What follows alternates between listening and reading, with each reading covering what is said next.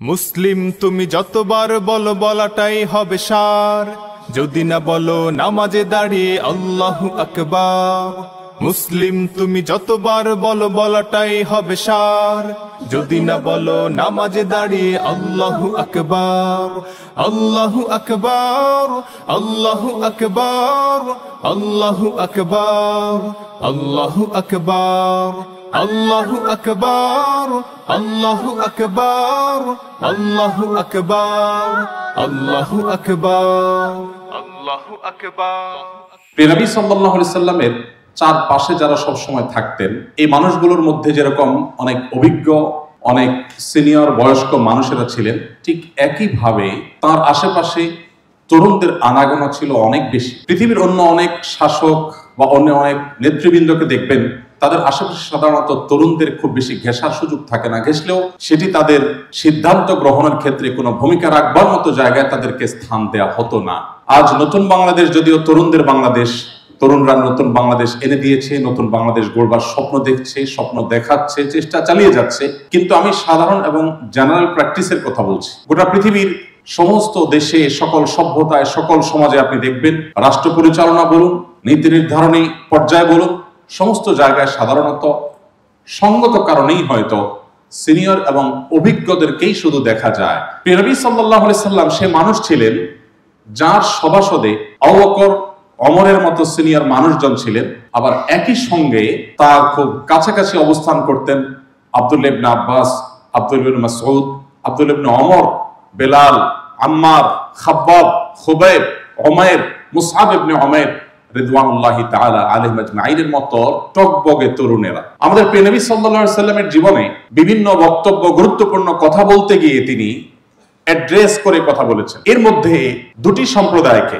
দুটি জনগোষ্ঠীকে নবী করিম সাল্লাল্লাহু আলাইহি সাল্লাম বিশেষভাবে সম্বোধন করে অনেকগুলো কথা বলেছেন। তার একটি হলো ইয়া মাআশারান নিসা, হে নারীগণ। মেয়েদেরকে আলাদা অ্যাড্রেস করে, সম্বোধন করে আমাদের প্রিয় নবী সাল্লাল্লাহু আলাইহি সাল্লাম কিছু কথা বলেছেন। আর আরেকটি হলো তরুণদেরকে আলাদা করে সম্বোধন করে ডেকে তিনি তার হৃদয়ের তপ্ত আহ্বান তাদের কাছে রেখে গেছেন। তিনি বলেছেন ইয়া মাআশারাশ শাবাব, হে তরুণ সম্প্রদায়, হে যুবকেরা, হে তরুণেরা। নবী করিম সাল্লাল্লাহু আলাইহি সাল্লাম বৃদ্ধদেরকে অনেক সম্মান করতেন, সম্মান জানাবার নির্দেশ দিয়েছেন, কিন্তু আলাদা করে ইয়া মাআশারাশ শুয়ুখ, হে বৃদ্ধগণ, হে সিনিয়রগণ, এরকম আলাদা করে কোনো অ্যাড্রেস করে কথা তিনি বলেননি। তার জীবনে তরুণদের গুরুত্ব ছিল অপরিসীম। তারুণ্যের এই সময়টাকে তিনি আমাদের সিরিয়াসনেসের সাথে দেখবার স্বপ্ন দেখিয়েছেন, শিক্ষা দিয়েছেন। আজ আমাদের তরুণদের অনেকের কাছেই তারুণ্য হলো হেয়ালিপনার অপর নাম। তারুণ্য মানে হলো উচ্ছলতা, তারুণ্য মানে হলো উন্মাদনা, তারুণ্য মানে হলো ভোগ বিলাস, তারুণ্য মানে হলো পাগলামি, তারুণ্য মানে হলো আড্ডা, তারুণ্য মানে হলো খেলাধুলা, তারুণ্য মানে হলো কোনো কিছুতে সিরিয়াস না হওয়া। আমরা সেই নবীর উম্মত, যে নবী সাল্লাল্লাহু আলাইহি সাল্লাম আমাদের জীবনের এই সময়টাকে আমাদের লাইফের ক্রিম টাইম হিসাবে উল্লেখ করেছেন। আমাদের জীবনের সবচেয়ে মূল্যবান অংশটাই হলো তারুণ্যের অংশটা। অথচ দুর্ভাগ্যজনক বাস্তবতা হলো আমাদের প্রত্যেকটা মানুষের জীবনে বা আমাদের প্রত্যেকটা সমাজে আমরা দেখতে পাই, তরুণরা মনে করেন বা সমাজ মনে করে যে তরুণরা এই বয়সে একটু পাগলামি করবে, একটু উন্মাদনা করবে, একটু দুষ্টুমি করবে, জাস্ট একটু বিনোদন করে, হাসি তামাশা করে, আড্ডা মেরে, খেলাধুলা করে তারা জীবন কাটাবে। এই জন্য তরুণদের কেউ যদি ধর্মকর্ম শুরু করে, নামাজ কালাম পড়ে, তাদের মুখে দাড়ি থাকে, অন্য বাইরের লোকদের কথা তো পরের কথা, খোদ বাবা মা জিজ্ঞেস করেন ব্যাপার কি, এই বয়সে এসব কেন? আমাদের সমাজের অনেকেই অবাক হয়ে যায়, আরে বয়সে এত তরুণ, কিন্তু এখন থেকে সে দাড়ি রাখছে, নামাজ কালাম শুরু করছে, সে মিউজিককে না বলছে, অবৈধ রিলেশন, হারাম সম্পর্ককে সে না বলছে। এটা আমাদের কাছে অবাক লাগে। আমাদের সমাজে ভালো মানুষের সব আইটেমগুলো তোলা রেখে দেওয়া হয় বার্ধক্যের জন্য। এমনকি কর্মজীবনেও কেউ যদি ভালো হয়ে যায়, ধার্মিক হয়ে যায়, আমাদের সমাজের মানুষ আশ্চর্য হয়ে যায়, মনে করে যে এখনো তো সময় হয়নি, এখনো এত সকাল যদি মানুষ ভালো হয়ে যায় তাহলে তার যে অপকর্ম করার স্বপ্ন আছে, শখ আছে, এগুলো কখন করবে? হজ করার ক্ষেত্রে অনেককে দেখা যায় যে বার্ধক্যের জন্য অপেক্ষা করেন, কারণ তারা মনে করেন যে অল্প বয়সে, বিশেষ করে তরুণ এবং শক্ত বয়সে যদি হজ করে ফেলে, হজ করার পর আর কোনো খারাপ কাজ করা যায় না। তো হজ করে ফেললে যদি আর কোনো খারাপ কাজ করাই না যায়, দুনিয়াটাকে এনজয় করা না যায়, তাহলে এই হজ করলে তো মুসিবত। এই জন্য হজটাকে তোলা রেখে দেয় বার্ধক্যের জন্য, যে বুড়ো বয়সে হজ করে একসাথে ফেরেশতা হয়ে যাবে। অথচ কোরআন হাদিস বা ইসলামী জ্ঞান নিয়ে আমার যতটুকু ইসলাম জ্ঞান সম্পর্কে জানাশোনা আছে, আমি কোথাও পাইনি কোরআন হাদিসে কোথাও এই কথা বলা আছে যে হজ করার পর আর কোনো অপকর্ম করা যাবে না। এই কথা কোথাও লেখা নেই। অপকর্ম হজ করার পরেও করা যাবে না, আগেও করা যাবে না।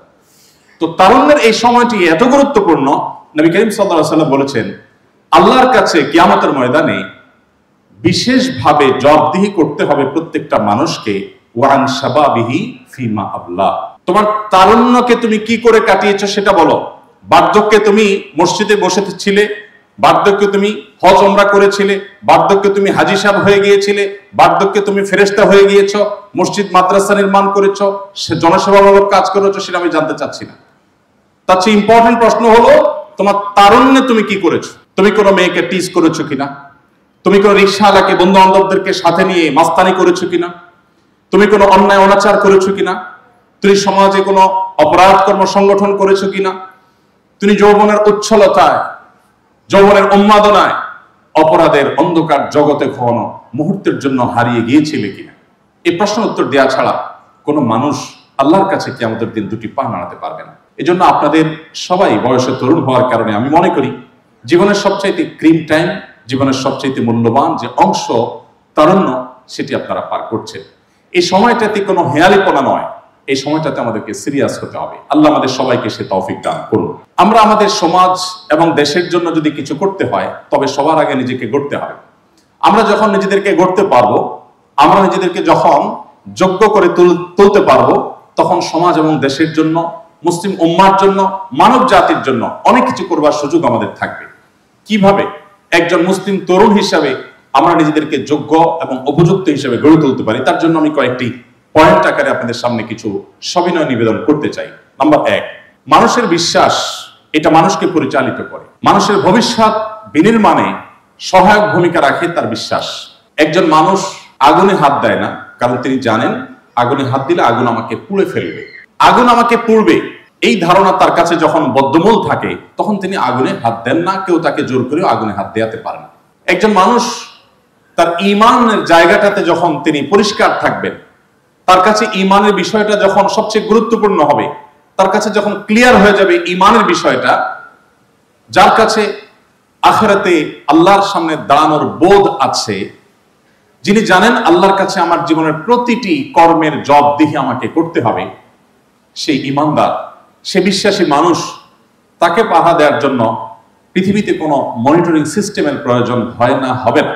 একজন মানুষ যখন আল্লাহর প্রতি ঈমানদার থাকেন, তিনি যখন আখিরাতের প্রতি বিশ্বাসী থাকেন, এবং এই বিশ্বাসটা যখন কথার কথা না হয়, এটা যখন জন্মসূত্রে নামধারী মুসলমানের বিশ্বাস না হয়, এটা যখন সিরিয়াস মুসলমানের বিশ্বাস হয়, এটা যখন জেনে বুঝে বিশ্বাস হয়, তখন সেই বিশ্বাসটা তার ভবিষ্যৎ বিনির্মাণে তাকে সহায়ক ভূমিকা রাখে এবং তার জন্য পথ উন্মোচন করে দেয়।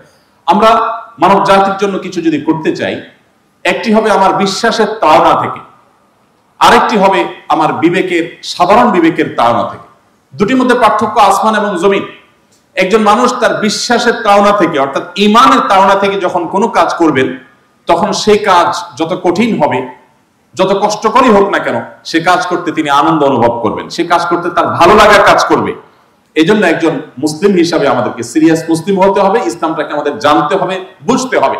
দুর্ভাগ্যজনক বাস্তবতা হলো আমরা আজ গোটা পৃথিবীর বেশিরভাগ মুসলিমরাই আমরা বাইবর্ন মুসলিম হওয়ার কারণে আমাদের ইসলাম নিয়ে বিশেষ কোনো ভাবনা নেই। আমাদের ঈমান সম্পর্কে, আমি কেন মুমিন, কিসের ব্যাপারে আমার বিশ্বাস আছে, আমার বিশ্বাসটার কি কোনো ভিত্তি আছে, নাকি এমনিতেই কথার কথা, নাকি সিরিয়াস ইস্যু, এই বিষয়গুলো আমরা অনেকে এখনো ফয়সালা করতে পারি।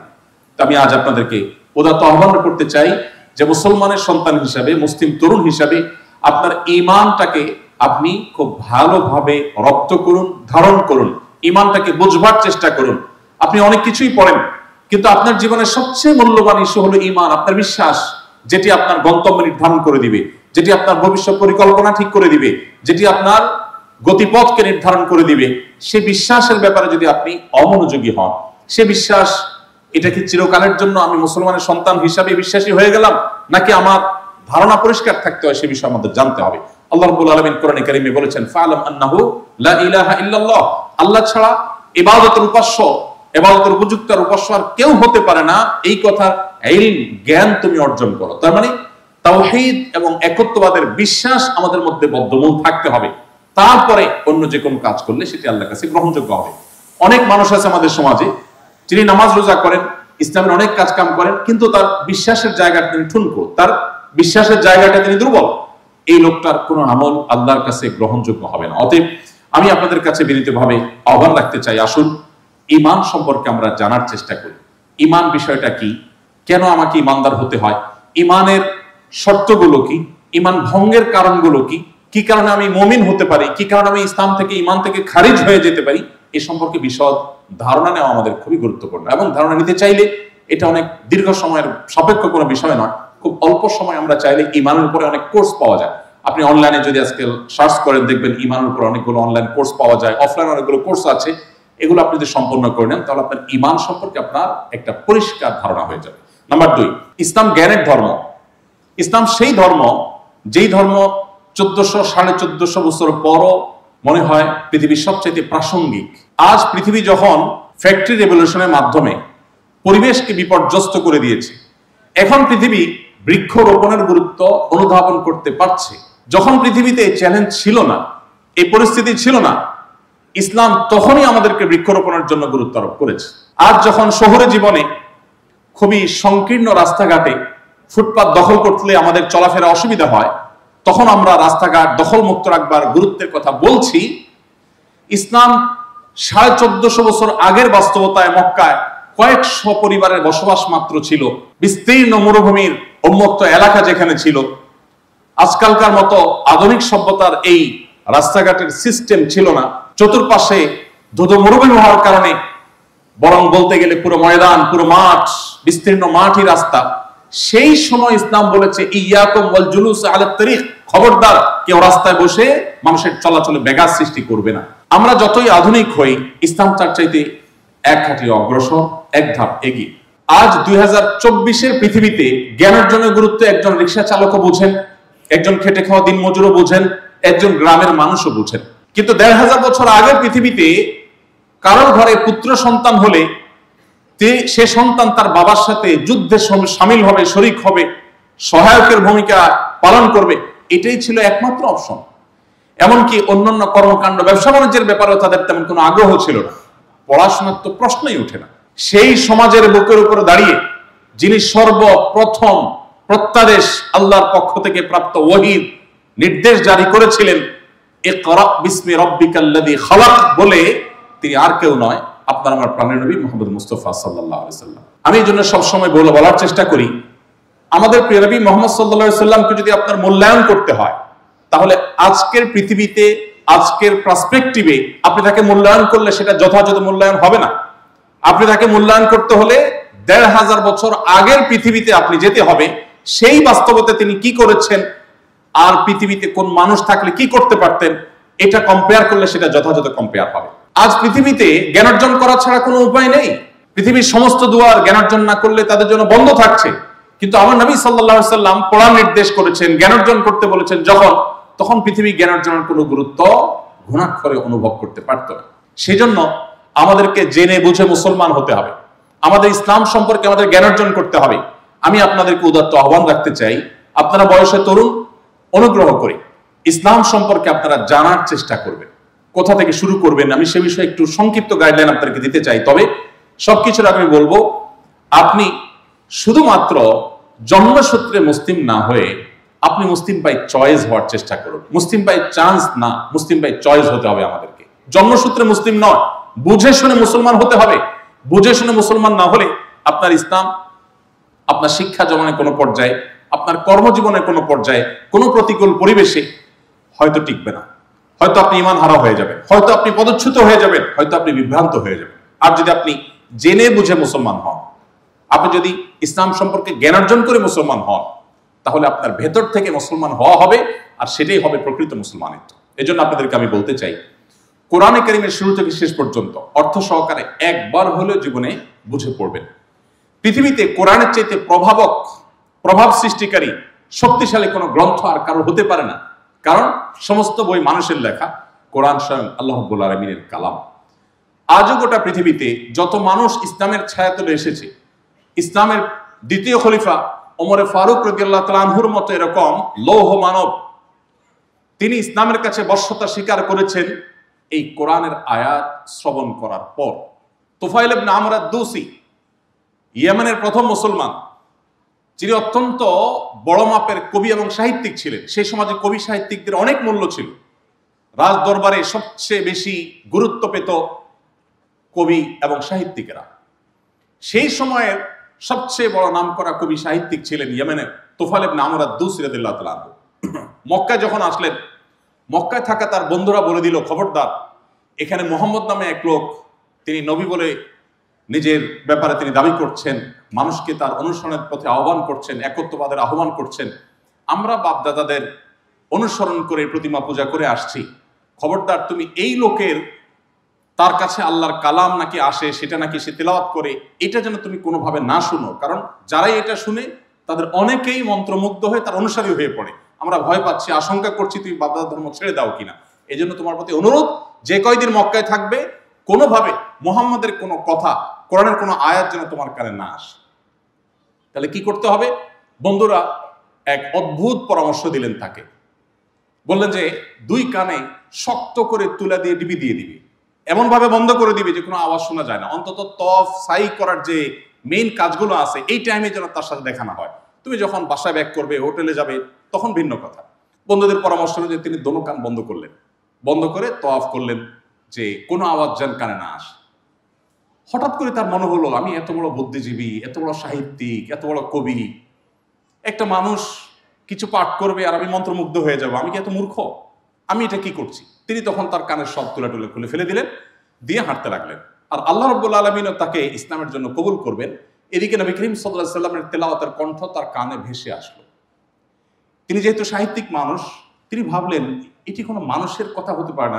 সাহিত্যমান উঁচু হতে পারে, কতটা হতে পারে আমার ধারণা আছে, কিন্তু এটা সেরকম কিছু মনে হচ্ছে না, সম্পূর্ণ ভিন্ন কিছু মনে হচ্ছে। আগ্রহী হয়ে উঠলেন, কাউকে খুঁজে না পেয়ে আলী রাদিয়াল্লাহু তাআলা আনহুকে ডেকে বললেন, শোনো, এই লোকটার সাথে আমার একান্তে মিটিং করতে হবে। এখানে তো সম্ভব না, আমার বন্ধুরা দেখে যাবে, মানুষজন যাবে, আমাকে বলবে যে জন্য তোমাকে সতর্ক করছি, তুমি সে ফাঁদে পা দিলা। আমি এটা শুনতে চাই, শুনতে তো সমস্যা নেই। আলী রাদিয়াল্লাহু তাআলাকে সাথে নিয়ে রাসূলুল্লাহ সাল্লাল্লাহু আলাইহি ওয়াসাল্লামের সাথে গোপনে দেখা করলেন, ঈমান আনয়ন করলেন এবং ইয়েমেনের সর্বপ্রথম মুসলমান হিসেবে ইসলাম প্রচারের কাজ করলেন। নাম হলো তুফাইল ইবনে আমর আদ-দৌসি রাদিয়াল্লাহু তাআলা আনহু। কোরআন এমন এক মিরাকল, পৃথিবীর ইতিহাসে বহু অমুসলিম পাবেন। আমি আমার জীবনে অনেক অমুসলিম পেয়েছি যারা ইসলামে এসেছে, আমার হাতে ইসলামে এসেছে। আমি জিজ্ঞাসা করেছি, ভাই সত্যি সত্যি বলুন তো আপনি ইসলামে এসেছেন কি দেখে? আমাদের মুসলমানদের যে আচার আচরণ, আমাদের লেনদেন, আমাদের যে দুর্দশা, আমাদের যে নৈতিক স্খলন, এটা দেখে তো আসলে ইসলামে আসার কোনো কারণ থাকতে পারে না। আমার কৌতূহল জাগে, ভাই আপনি কি দুঃখে, মানে কি বুঝে আপনি ইসলাম গ্রহণ করছেন তো বলেন তো। বেশিরভাগ মানুষ আমাকে রিপ্লাই করেছে যে আমি কখনো কোরআন পাঠ করার সুযোগ হয়েছে অথবা বিশ্বনবীর জীবনী পাঠ করার সুযোগ হয়েছে। নির্মোহভাবে এটি পাঠ করার পর একজন মানুষ ইসলামের কাছে সারেন্ডার না করে পারে না। বন্ধুগণ, আপনাদেরকে আমি বলতে চাই, মুসলমানের সন্তান হয়েও আমরা অনেকে জীবনে একটিবারের জন্য কোরআনটা বুঝে পড়ার চেষ্টা করি। আসুন্নাহ ফাউন্ডেশন থেকে আমরা এবছর একটা প্রতিযোগিতা ঘোষণা করেছি, কোরআন বর্ষ নাম দিয়ে 2024-কে। প্রতি 2 মাস পর পর কোরআনের 6 পারার জাস্ট অনুবাদ, কোনো তাফসীর, ডিপ কোনো ব্যাখ্যা বিশ্লেষণ কিচ্ছু না, জাস্ট আল্লাহ যা বলেছেন তার বাংলা বা ইংরেজিতে আপনি অনুবাদটা পড়লেন। এই অনুবাদ থেকে আমরা প্রশ্ন করে একটা কম্পিটিশন অ্যারেঞ্জ করেছি, সেখানে 15 লক্ষ টাকা পুরস্কার ঘোষণা করেছি। আপনাদের জন্য সেখানে অংশগ্রহণ করবার সুযোগ রয়েছে এবং এটার চূড়ান্ত অর্থাৎ পুরো 30 পারার যে কম্পিটিশন, সেটা সামনের রমাদান মাসের শেষ জুমাবার বাদ ফজর পরীক্ষা অনুষ্ঠিত হবে। সেখানে যারা জয়ী হবেন তাদের প্রথম 3 জনকে আমরা আমাদের পক্ষ থেকে উমরা করাবো, সম্পূর্ণ ফ্রি অফ কস্ট, কোনো টাকা পয়সা দিতে হবে না, তাদেরকে আমরা উমরা করাবো ইনশাআল্লাহ। আর এর বাইরে ফ্যামিলি লাইব্রেরি নামে একটা ধারণা আমরা এনেছি যে 50,000 টাকার ইসলামিক বই পুস্তক আপনার বাসার শিশুদের জন্য, নারীদের জন্য, বৃদ্ধদের জন্য, বিভিন্ন শ্রেণী পেশার জন্য, স্টুডেন্টদের জন্য যত রকমের বই প্রয়োজন হয় আমরা ইসলামী বইয়ের জগৎ থেকে বাছাই করে 50,000 টাকার একটা ফ্যামিলি লাইব্রেরি, এটাকে সেকেন্ড পুরস্কার হিসাবে রেখেছি। আরো অনেক পুরস্কার আছে, আমি 2টা আকর্ষণের কথা শুধু বললাম। আমি আশা করব আপনারা সবাই কোরআনকে জানবার জন্য উদ্যোগী হবেন, চেষ্টা করবেন তো ইনশাআল্লাহ। দেখুন, জেনে শুনে মুসলমান আর শুনে শুনে মুসলমান, আসমান জমিন পার্থক্য, আকাশ আর পাতাল পার্থক্য। আমাদেরকে জেনে শুনে মুসলমান হতে হবে। সাহাবা ইকরাম বলতেন, তাআল্লামনাল ঈমান সুম্মা তাআল্লামনাল কোরআন। আমরা আগে ঈমান শিখেছি, এরপরে কোরআন শিখেছি, তারপর অন্য সবকিছু শিখেছি। আপনারা চাইলে কোরআনকে শিখতে পারেন। কোরআনিক অ্যারাবিক, আরবি ভাষার একটা কাস্টমাইজ ভার্সন কোরআনিক অ্যারাবিক অনেকে বাংলাদেশে এখন শুরু করেছেন। এবং আমার সবচেয়ে ভালো লাগে যারা গতানুগতিক আমার মতো মাদ্রাসা পড়ুয়া আলেম না, এরকম অনেক রিটায়ার্ড আর্মি অফিসার আছেন, ব্যক্তিগতভাবে আমি চিনি। আমাদের প্রিন্সিপাল সাহেব ব্রিগেডিয়ার জেনারেল, একজন ব্রিগেডিয়ার জেনারেল আছেন আমার খুব ঘনিষ্ঠ বড় ভাই, সিনিয়র, এবং রিটায়ারমেন্টে চলে গেছেন। তিনি কোরআনের আরবি শিখান মানুষকে। আমি অবাক হয়ে গেছি যে তিনি একজন আর্মি অফিসার, কোনোদিন মাদ্রাসার বারান্দা যান নাই। কোরআনিক অ্যারাবিক সম্পর্কে তার যে ধারণা, অনেক ক্ষেত্রে আমারও সে ধারণা নেই, এরকম পণ্ডিত হয়ে গেছেন তিনি। এবং আমাদের এস এম নাহিদ হাসান ভাই বুয়েট পড়ুয়া ইঞ্জিনিয়ার, তিনি একটা বাংলাদেশের বড় একটা গ্রুপ অফ কোম্পানির চিফ ইঞ্জিনিয়ার ছিলেন, নিজস্ব ফার্মে এখন কাজ করেন। তিনি কোরআনিক অ্যারাবিকের উপরে পাণ্ডিত্য অর্জন করতে করতে অনেক বই পুস্তক লিখেছেন এবং শত শত মানুষকে কোরআনিক অ্যারাবিক শিখান। আরবি ভাষা শুধু কোরআন শেখার জন্য যতটুকু প্রয়োজন ততটুকু কাস্টমাইজ করে 1700-1800 ওয়ার্ডের উপরে তাদের নানা প্রজেক্ট আছে। আমি আশা করব আপনার এরকম কোনো প্রজেক্টের সাথে আপনার পড়াশোনার পাশাপাশি যতটুকু সময় হয় অবশ্যই আপনার পড়াশোনাতে ব্যাঘাত না ঘটিয়ে আপনি সেটা শেখার চেষ্টা করবেন। আমি আপনাদেরকে আল্লাহর উপরে ভরসা রেখে একটা প্রমিস করতে পারি, সেটা হলো আপনি কোরআনটা যদি শুরু থেকে শেষ পর্যন্ত বুঝে পড়েন একবার, আর নবী সাল্লাল্লাহু আলাইহি ওয়াসাল্লামের পুরো জীবনীকে 400-500 পৃষ্ঠার অনেক বই আছে, রাহিকুল মাখতুম হতে পারে যেটা বাংলা অনুবাদ হয়ে গেছে, আর অনেকগুলো আছে। যে কোনো একটা ভালো সিরাত গ্রন্থ আগাগোড়া যদি আপনি পড়ে শেষ করেন, আপনি নিজেকে অন্য জগতের বা অন্য ধরনের একজন মুসলিম হিসেবে অনুভব করবেন। আপনি অনুভব করতে পারবেন যে আপনার ঈমান এটা বৃদ্ধি হয়ে স্যাটিসফ্যাকশনের একটা লেভেলে চলে গেছে। আপনি নামে মাত্র মুসলমান হওয়ার কারণে আপনার কাছে এটাকে আপনি এনজয় করতে পারছেন না। ইসলামটাকে আপনি পরিপূর্ণ অর্থে পরিতৃপ্তির সাথে আপনি পালন করতে পারবেন যদি কোরআন এবং নবী সাল্লাল্লাহু আলাইহি ওয়াসাল্লামের সিরাতকে একবার বুঝে পড়ার চেষ্টা করেন। চেষ্টা করবেন তো সবাই ইনশাআল্লাহ? আমি এরপর তৃতীয়ত যে পয়েন্টে চলে যেতে চাই তা হলো, আপনারা এ দেশের জন্য, মুসলিম মিল্লাতের জন্য, মানব জাতির জন্য যদি কিছু করতে হয় তো আপনাদের স্কিলকে ডেভেলপ করার কোনো বিকল্প পথ আপনাদের সামনে খোলা নেই। পড়াশোনা আপনাদেরকে সিরিয়াস হতে হবে। মনে রাখবেন, অনেক তরুণদেরকে আমি দেখেছি যারা ধর্মকর্ম করার পর পড়ালেখা ছেড়ে দিয়েছে। তারা দায়টাই রেখেছে, এখন মসজিদে যায়, জিকির আজকার করে, কোরআন তেলাওয়াত করে, তাসবিহ তেলাওয়াত করে। এই বই পুস্তক পড়া, ক্লাসে ভালো রেজাল্ট করা, পড়াশোনা করা, সিরিয়াস হওয়া, এই বিষয়গুলোকে অনেক তরুণরা মনে করে এটা দুনিয়াবি কাজ। এ দুনিয়াবি কাজ, এটির দিকে টাকলে সে আস্তাগফিরুল্লাহ পড়ে, আগ্রহ বোধ করে না। আপনাদের জন্য একটা হাদিস আমি পেশ করতে চাই। নবী করিম সাল্লাল্লাহু আলাইহি ওয়াসাল্লাম বলেছেন, ইন্নাল্লাহা ইউহিব্বু ইযা আমিলা আহাদুকুম আমালান আইয়ুতকিনাহু। বান্দা যখন কোনো কাজ করে, কোনো কাজ, আরবি গ্রামার অনুযায়ী আমালান, এই যে তানবিন হয়েছে, দুইটা জবর হয়েছে, আরবি গ্রামার অনুযায়ী এই তানবিন ব্যাপকতা অর্থ দেয়। আমাল মানে হলো কাজ, আমালান মানে হলো যে কোনো কাজ। মানুষ যখন কাজ করে সেটা যে কোনো কাজ হতে পারে, তার নামাজ হতে পারে, তার পড়ালেখা হতে পারে, তার দোকানদারি ব্যবসায়ী হতে পারে, তার চাকুরি হতে পারে, তার পেশাগত কোনো কর্ম। যেই কোনো কাজ মানুষ যখন করে, সেই কাজটা যখন সিরিয়াসনেসের সাথে করে, আন্তরিকতার সাথে করে, সর্বোচ্চ টুকুন দিয়ে করার চেষ্টা করে, পেশাদারিত্ব বজায় রাখার চেষ্টা করে, সবচেয়ে দৃঢ়ভাবে করে, ভালোভাবে করে, আল্লাহ তাআলা ওই কাজকে অনেক পছন্দ করেন। অতএব যে ছাত্র পড়ালেখার প্রতি খুব বেশি মনোযোগী না, তার চাইতে যে খুব বেশি মনোযোগী, সিরিয়াস, আল্লাহ তাআলার কাছে সেই এই জায়গাটাতে প্রিয় পাত্র। অতএব আপনি ছাত্র হিসাবে ভালো ছাত্র হওয়া মুসলিম মিল্লাতের মুখ উজ্জ্বল করবার জন্য অত্যন্ত গুরুত্বপূর্ণ একটি কাজ। আজ পৃথিবীতে অমুসলিমদের অনেক অবদানের স্বীকার আমাদেরকে করতে হয়, তাদের অনেক অবদানের নিচে এবং তলে আমাদেরকে থাকতে হয়। কেন? আমরা বিশ্ব মানবতার কল্যাণে অনেক কাজ করতে পারবো না? আমাদের জ্ঞানে, বিজ্ঞানে, আমাদের তথ্যে, প্রযুক্তিতে, আমাদের পড়াশোনায়, আমাদের স্কিলে আমরা যদি উন্নত হতে পারি, অগ্রসর হতে পারি, এবং আমার উদ্দেশ্য যদি হয় আল্লাহকে সন্তুষ্ট করা, মানুষের সেবা করে আল্লাহর সন্তুষ্টি অর্জন করা, তাহলে এটি একটা ইবাদত হবে। ইটসেলফ এটি একটি ইবাদত। আপনার বই পাঠ্য ইবাদত হতে পারে। আমি সেই পয়েন্টে আসছি। তাহলে তৃতীয় যে বলছি তা হলো, আপনাদের পড়াশোনা আপনাদেরকে সিরিয়াস হতে হবে। যে কোনো কাজ করবেন সেখানে সিরিয়াস হতে হবে। আল্লাহ তাআলা কোনো ঢিলা ঢালা কাজ, শৈথিল্যের সাথে করা কাজ, অবহেলার সাথে করা কাজ, সিরিয়াসনেস ছাড়া কোনো কাজ কোনো কাজকে আল্লাহ পছন্দ করে না।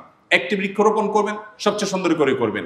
আপনি যখন খেতে বসবেন, খুব মনোযোগের সাথে খেতে বসবেন, যে কোনো কাজ করবেন সেটা সর্বোচ্চ ভালোভাবে হবে, এটি আল্লাহ তাআলা পছন্দ করেন। নাম্বার 4, তারুণ্যকে আপনার ইবাদত এবং ভালো কাজ, সামাজিক কাজ, বিশেষ করে আল্লাহর দাসত্ব এবং গোলামের কাজ দিয়ে সাজানোর চেষ্টা করতে হবে। এই কথাটা আমাদের তরুণদের জন্য সবচাইতে কষ্টকর। কারণ আমাদের যুবক ভাইদের অনেকে মনে করেন যে এই কথার মানে হলো তুমি তরুণ বয়সে হুজুর হয়ে যেতে হবে, একটা লম্বা জুব্বা পড়তে হবে, মাথা সবসময় টুপি দিয়ে থাকতে হবে, লেবাসি পোশাকি বা তোমার এই বাহ্যিক যে চেহারা সুরতের মুসলমান সেটা হয়ে যেতে হবে। এটা আমরা অনেকে মনে করি। অথচ যৌবন বয়সে আল্লাহর ইবাদতের মানে হলো আমি সবকিছুই করব, কিন্তু কোরআন এবং হাদিসের আদেশ নিষেধগুলোকে মাথায় রেখে করব। জাস্ট আল্লাহ তাআলার গাইডেন্স, নবী সাল্লাল্লাহু আলাইহি ওয়াসাল্লামের গাইডেন্সকে মেনে চলব। আমি আমার বন্ধুদের সাথে আড্ডাও দেব, আমি আমার অন্য সব সাধারণ কাজকর্ম করব, শুধু কোরআন এবং হাদিসকে ফলো করে নির্দেশনাকে মেনে আমি করব। ব্যাস এটুকু হলেই আপনার তারুণ্যটা ইসলাম দিয়ে সেজে যায়।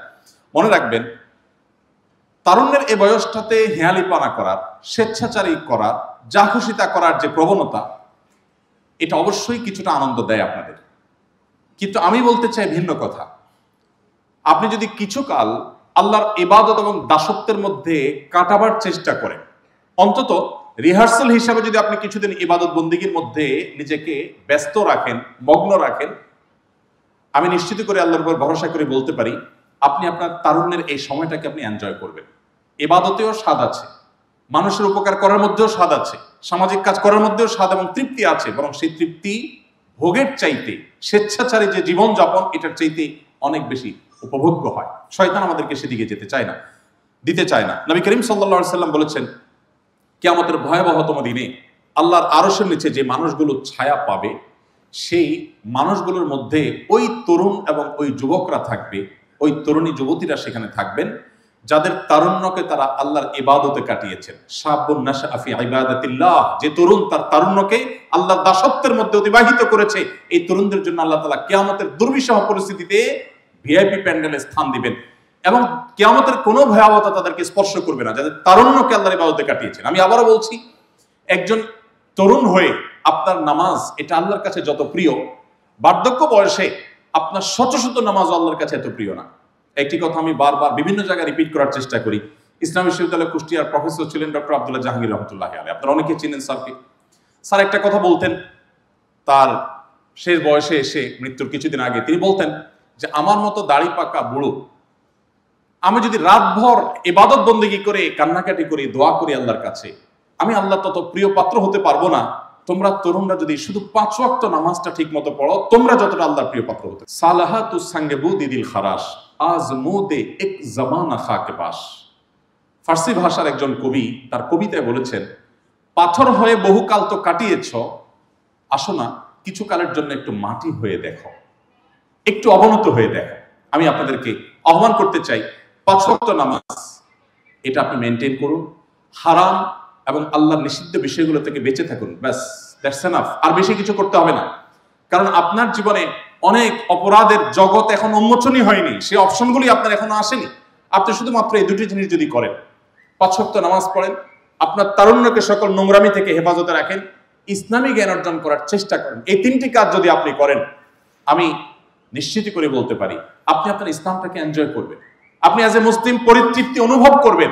আপনি দেখতে পাবেন যে আপনার হেয়ালিপনা বা স্বেচ্ছাচারী যে তারুণ্য, সে জীবনের চাইতে আপনার রিলিজিয়াস যে তারুণ্য, এই জীবনটা অনেক বেশি আনন্দের, অনেক বেশি তৃপ্তির, অনেক বেশি প্রশান্তির, অনেক বেশি আপনার জন্য এটি আল্লাহর পক্ষ থেকে দেওয়া নেয়ামত প্রাপ্ত সময়ের জীবনের। সেজন্য আমি আপনাদেরকে অনুরোধ করব, তারুণ্যের এই সময়টা আল্লাহর ইবাদতের মধ্যে কাটাবার চেষ্টা করুন। আল্লাহর ইবাদত বলতে আমি বলছি না আবারও যে আপনাকে একটা জুব্বা পড়তে হবে, আপনাকে একটা টুপি পড়তে হবে। পোশাকের ক্ষেত্রে ইসলামের দৃষ্টিকোণ হলো পৃথিবীর যে দেশের মানুষ, সে দেশের যে প্রচলিত পোশাক আছে, শরিয়ার সাথে কন্ট্রাডিক্টরি না হলে তারা সেই পোশাক পরবে। আপনার জন্য লম্বা জুব্বা পরার নির্দেশ ইসলাম করে নাই। আপনাকে ইসলাম বলে নাই যে আপনাকে মাথা পাগড়ি দিয়ে সবসময় পরে থাকতে হবে। আমরা অনেকে ইসলামকে এমন একটা পর্যায়ে নিয়ে গেছি, বা ইসলাম সম্পর্কে আমাদের ধারণা হলো যে ইসলাম বোধহয় আমাদেরকে এরকম একটা নির্দিষ্ট ছাঁচে বোধহয় বেঁধে রাখতে চায়। ইসলাম করলে বা ইসলাম পালন করলে বোধহয় আমি আর জীবনে কিছু করতে পারবো না, খেলাধুলা করতে পারবো না, আড্ডা দিতে পারবো না, আমার বোধহয় সকল জগৎ বন্ধ হয়ে যাবে, আমার বোধহয় একটা কি বলে এটাকে, স্ট্যাচুর মতো লাইফ আমাকে বোধহয় লিড করতে হবে, মোটেও তা নয়। এই জন্য ইসলাম সম্পর্কে আমাদের জানতে হবে। এবং 5 নম্বর যে বিষয়টি বলতে চাই তা হলো জীবনের লক্ষ্য নির্ধারণ করতে হবে। জীবনের লক্ষ্য, আপনি কেন পড়াশোনা করছেন? আমরা এখানে আসার আগে প্রিন্সিপাল মহোদয়ের সাথে আলাপ করছিলাম যে আমাদের বেশিরভাগ অভিভাবকদের সন্তানদের পড়াশোনা করাবার পেছনের উদ্দেশ্যটা জিজ্ঞেস করলে তার সঠিক এবং সদুত্তর পাওয়া কঠিন।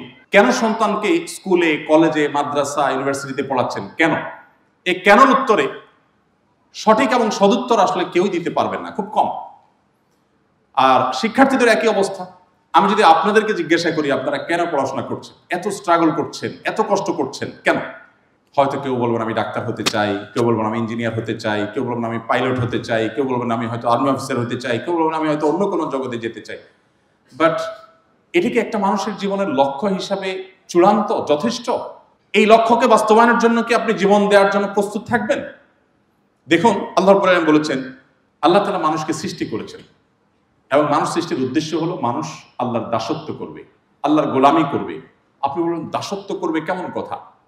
কেউ কি দাস হতে চায়?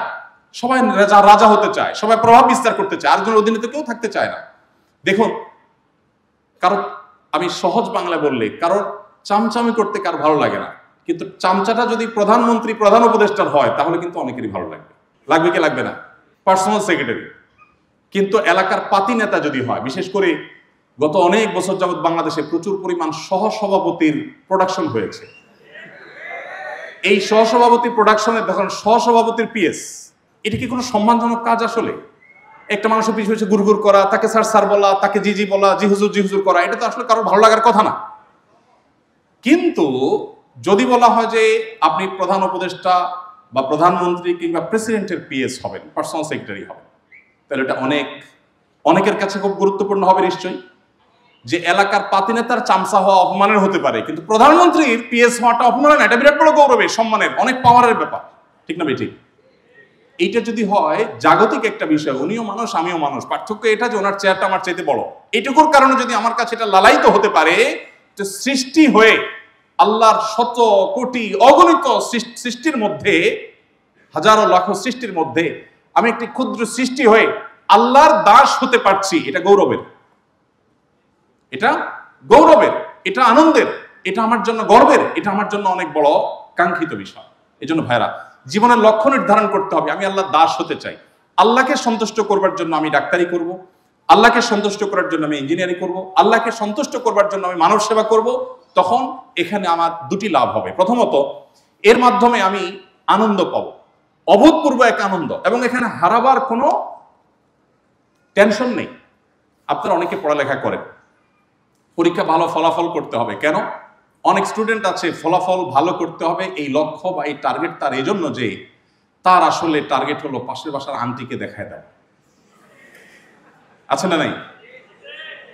যে তাকে ভালো ফলাফল করতেই হবে, কেন? কারণ পাশের বাসার আন্টি এসে আমার আম্মুর সাথে সারাক্ষণ আলাপ আলোচনা করে, তার ছেলে হান করেছে, তার মেয়ে হান করেছে, এসব গল্প শুনতে আর ভালো লাগে না। এবার পরীক্ষায় কিছু একটা করে পাশাপাশি আন্টিকে দেখায় দিতে হবে। বিষয়টা মিলে গেছে, বোঝা গেছে? আপনাদের হাঁক ডাক শুনে বোঝা গেছে যে আমি একেবারে পয়েন্টে ক্লিক করতে পেরেছি সম্ভবত। আচ্ছা, এখন আমার প্রশ্ন আপনাদের কাছে, আপনি পাশাপাশি আন্টিকে দেখানোর জন্য খুব সিরিয়াসলি পড়াশোনা শুরু করলেন, আল্লাহ না করুক ফলাফল কাঙ্ক্ষিত হলো না, কি হবে? এখন কি হবে বলেন? ডিপ্রেশন, দুশ্চিন্তা, মানসিকভাবে ভেঙে পড়া, ও স্যাড, কি হলো এটা? তাহলে মুখ দেখাবো কিভাবে? এখান থেকে আত্মহরণের পথে অনেকে চলে যায়, অনেকে ডিপ্রেশনের পথে চলে যায়, অনেকে সামনে এগোতে পারে না। এবার আসুন আপনাকে আমি আরেকটি লক্ষ্য একটু দেখাই। আপনি যদি একজন মুসলিম আদর্শবাদী মুসলিম তরুণ হন, আপনি যদি সিরিয়াস মুসলিম হন, আপনি পরীক্ষা দেওয়ার সময় যদি আপনার ইন্টেনশন থাকে, লক্ষ্য থাকে যে আল্লাহ আমি ভালো ফলাফল করে ভালো ইউনিভার্সিটিতে চান্স পেয়ে ভালো কেরিয়ার গড়ে আমি তোমার বান্দাদের সেবা দেব, তোমার কাছ থেকে রিওয়ার্ড নিব, আমি তোমার কাছ থেকে সওয়াব পাবো, অনেক স্বপ্ন আমার, আমি দেশ গড়ব, বিশ্ব গড়বো, সমাজ গড়বো, মানুষের সেবা করব। আমি শুনেছি তোমার নবী বলেছে, আহাব্বুন নাসি ইলাল্লাহি আনফাহুম লিন-নাস, আল্লাহর কাছে সবচেয়ে প্রিয় মানুষ সে যে মানুষের উপকার সবচেয়ে বেশি করে। একজন ডাক্তার হয়ে আমি অনেক মানুষের উপকার করতে পারবো। আমি একজন চিকিৎসক হয়ে অনেক মানুষের উপকার, মুখে হাসি ফোটাতে পারবো। অনেক দুঃখী মানুষের দুঃখ দূর করতে আমি ভূমিকা রাখতে পারবো। আমি সেই জায়গায় যেতে চাই, সেজন্য আমি ভালো ফলাফল করতে চাই। এই জায়গা থেকে আপনি পড়াশোনা করছেন, ওই চেতনা থেকে পড়াশোনা করছেন। দুজনেই পড়াশোনা করেছেন, একজন আন্টিকে দেখানোর জন্য, আরেকজন আল্লাহর কাছ থেকে রিওয়ার্ড পাওয়ার জন্য, সেই জায়গায় যাওয়ার জন্য করছেন। এই ভদ্রলোক যদি পরীক্ষায় আল্লাহ না করুক ফলাফল খারাপ করলেন, তার ব্যাপারটা কি হবে? তার ব্যাপারটা হলো তার আসলে ডিপ্রেসড হওয়ার কোনো কারণ থাকবে না। কেন থাকবে না? কারণ নবী করিম সাল্লাল্লাহু আলাইহি ওয়াসাল্লাম বলেছেন, আজাবান লি আমরিল মুমিন ইন্না আমরাহু কুল্লুহু খায়র। ইমানদারের পুরো লাইফটাই হলো পিকুলিয়া, অদ্ভুত। তার জীবনে কোনো হারাবার কিছু নেই। ইমানদারের জীবনে কাঙ্ক্ষিত জায়গায় সে যদি পৌঁছতে পারে তো ভালো, ফাইন। আর যদি না পৌঁছতে পারে, সে আল্লাহকে বলবে, আল্লাহ আমি তো নিয়ত করেছি। রাসূল করিম সাল্লাল্লাহু আলাইহি ওয়াসাল্লাম বলেছেন, মান হাম্মা বিহাসানাতিন ফালাম ইয়ামালহা, কেউ কোনো ভালো কাজ করবার প্ল্যান করেছে, চূড়ান্ত ডিসিশন নিয়েছে, তার সাথে সবটুকু সে চেষ্টা করেছে, বাট হয়ে ওঠেনি, ব্যাটে বলে হয়নি, আল্লাহ তাআলা তাকে ওই কাজ করলে যে পরিমাণ সওয়াব পেত, ঠিক সেই রকম রিওয়ার্ড তার অ্যাকাউন্টে আল্লাহ দিয়ে দিবেন। তাহলে ইমানদার যুবক আল্লাহর কাছ থেকে রিওয়ার্ড পাওয়ার চেতনা থেকে যে ভালো ফলাফল করার জন্য চেষ্টা করেছে, সে যদি খারাপ ফলাফল করে তাকে ও স্যাড বলে ডিপ্রেসড হতে হয় না। এখানে পার্থক্যের জায়গাটা। আর দ্বিতীয় যে পার্থক্যের জায়গা, সেটা হলো দুনিয়াতে আপনি মানসিক শান্তির জন্য অনেক কিছু করবেন। যাদের ঈমান নাই, আপনি পশ্চিমা পৃথিবীর মানুষদেরকে দেখেন, তাদের মধ্যে ঈমানি চেতনা নেই, কিন্তু তারাও অনেক ভালো কাজ করে। কিন্তু আমিও ভালো কাজ করি অ্যাজ এ মুসলিম। পার্থক্য হলো আমি আল্লাহর কাছ থেকে রিওয়ার্ড পাবো, সে আশা আছে। সে আশা থাকার কারণে আমি কিন্তু আল্লাহর কাছে অনেক বিনিময় পাবো। আমার আগের বক্তা বলে গেছেন, মেসি নেইমাররা জান্নাতে যাবে না। আপনাদের অনেকেরই মন খারাপ হয়েছে। আপনারা যারা তাদের অনেক ভক্ত, চিন্তা করেছেন এটা কোনো কথা? মেসি নেইমার ছাড়া জান্নাতে আমি কি করব? নাউজুবিল্লাহ। তাদের ছাড়া আমার জান্নাতটা কিভাবে পরিতৃপ্তি আসবে? অনেকে বলেন, ভাই ঈমান না থাকলে সে জান্নাতে যাবে না। মাদার তেরেসা এত ভালো কাজ করেছেন, তিনি জান্নাতে যাবেন না, আপনি এক সুন্নাহ ফাউন্ডেশন দিয়ে জান্নাতে যাওয়ার আশা করেন? অনেকেই বলেন। আমি বলি, ভাই মাদার তেরেসা হোক আর মেসি নেইমার হোক, যে কোনো অন্য ধর্মাবলম্বী আছে, অনেকে যুক্তি দেয় বিদ্যুৎ আবিষ্কার করেছেন একজন অমুসলিম, তার বিদ্যুতের আলো দিয়ে কোরআন পড়ে আপনি জান্নাতে যাবেন, আর ওই লোক জান্নাতে যাবে না, কেমন থিওরি?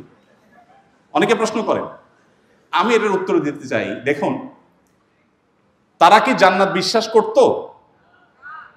জীবদ্দশায় যদি তাদেরকে বলা হতো, আপনি এখন মেসি নেইমারকে যদি যায় বলেন, ভাই মেসি চলেন একটু জান্নাতে যাই, এই কাজ করলে জান্নাতে যাওয়া যাবে, সে কি আপনার এই কাজটাকে অ্যাপ্রিসিয়েট করবে? আপনার কথাকে অ্যাপ্রিসিয়েট করবে? সে হলো কিসের জান্নাত? আমি তো বিলিভ করি না, যাও, আমি পরের ম্যাচে কিভাবে ভালো করবো সে চিন্তায় আছি, তুমি আছো তোমার জান্নাতে চিন্তা। সে কিন্তু আপনার জান্নাতে যেতে চাইবে না। এখন যেই লোকটা জান্নাতকে বিশ্বাস করে না, জান্নাতে সে জীবদ্দশায় যেতে চাইতো না, ধরুন মাদার তেরেসা, তার অনেক অবদান আছে মানবতার জন্য, আমি সেগুলো রেসপেক্ট করি, কিন্তু তিনি জীবদ্দশায় তাকে জান্নাতে যেতে বললে তিনি কি যেতে চাইতেন? এখন লোকটা মারা যাওয়ার পরে আপনি বলছেন রেস্ট ইন পিস। লোকটা মারা যাওয়ার পরে আপনি বলতেছেন কি চলো তোমাকে জান্নাতে নিয়ে ছাড়বো, এটা তো অবিচার তার প্রতি। একটা লোক জীবদ্দশায় জান্নাতে যেতে বললে বিরক্ত হতো, রাগ করতো, এখন মরার পর আপনি টানাটানি করতেছেন না তোমাকে জান্নাতে যেতে হবে। এটা কি তার প্রতি সুবিচার না অবিচার? সময় তো বুঝছি। জীবনের লক্ষ্য আমাদেরকে নির্ধারণ করতে হবে, ঠিক করতে হবে, আমরা কি করতে চাই। মনে রাখবেন, একজন চিকিৎসক হয়ে একজন গতানুগতিক হুজুরের চেয়েও আল্লাহর কাছে প্রিয় পাত্র হতে পারেন যদি আপনার পুরো এই কর্মযোগ্য হয় আল্লাহকে সন্তুষ্ট করবার জন্য। কদিন আগে একজন সম্ভবত কিডনির একজন ডাক্তার, তার একটা সাক্ষাৎকার বিভিন্ন গণমাধ্যম বেশ ব্যাপকভাবে প্রচার হয়েছে, আপনারা হয়তো দেখেছেন। তিনি তার জীবনে অনেক মানুষকে ফ্রি ট্রিটমেন্ট করে দিয়েছেন। এরকম কাজের মাধ্যমে আল্লাহ তাআলাকে যত সহজে খুশি করা যায়, বসে বসে লক্ষ লক্ষ বার সুবহানাল্লাহ আলহামদুলিল্লাহ জপে, বহু নফল নামাজ পড়ে, বহু নফল রোজা রেখে আল্লাহ তাআলাকে এত সহজে খুশি করা যায় না? আমি একটি কথা প্রায় জায়গায় বলার চেষ্টা করি, ওই আবারও নাম আসছে আব্দুল্লাহ জাহির রহমতুল্লাহর কথা, ইসলামী বিশ্ববিদ্যালয়ের কুষ্টিয়া প্রফেসর। স্যার একটা কথা বলতেন যে আমার ইসলাম নিয়ে পড়াশোনা অনেক, আলহামদুলিল্লাহ, দেশে বিদেশে পিএইচডি করেছি, দেশের বাইরে বিভিন্ন বড় বড় ইউনিভার্সিটিগুলোতে এবং বিশ্ববিদ্যালয়ের ছেলেদেরকে ইসলামিক সাবজেক্টের উপর শিক্ষকতা করেছি বহু বছর। স্যার বলেছেন যে আমার ইসলাম নিয়ে পড়াশোনা, অধ্যাপনা সবকিছুর সামারি, নির্যাস যদি আমাকে বলতে বলেন আপনি, আমি 2 লাইনে বলতে পারবো, পুরো ইসলামের নির্যাসকে আমি 2 লাইনে বলতে পারবো। তার প্রথম লাইন হলো, ঈমানের পর মেইন ফরজ কাজগুলোর পর যে কাজে আল্লাহ সবচেয়ে বেশি সন্তুষ্ট হন মানুষের প্রতি, সেটা হলো মানুষ উপকার করলে। আর কুফরির পর মেইন বড় বড়